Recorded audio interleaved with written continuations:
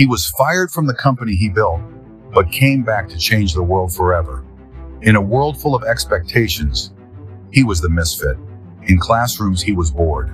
At work, he was too intense. And in business, he was called impossible to work with. But behind that intensity was a vision, a fire, to put a dent in the universe. This is the story of Steve Jobs, a journey from rejection to revolution. Steve Jobs was just 20 years old when he co-founded Apple in a small garage with Steve Wozniak.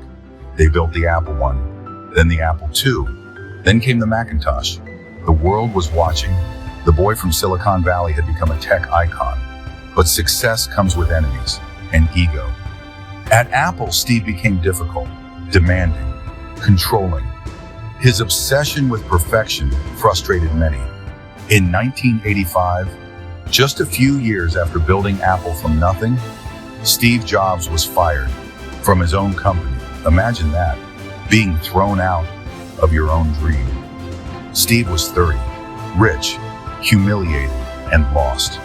He later said, "Getting fired from Apple was the best thing that could have ever happened to me." But in that moment, it felt like the end. What do you do when your dream is taken from you? You start again.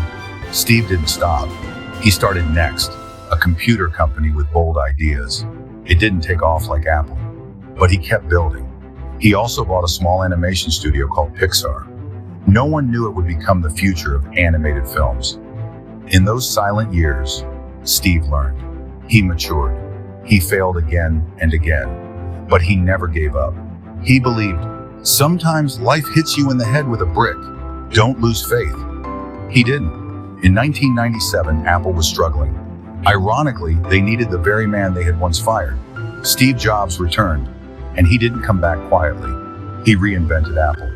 First the iMac, then the iPod, then the iPhone, then the iPad.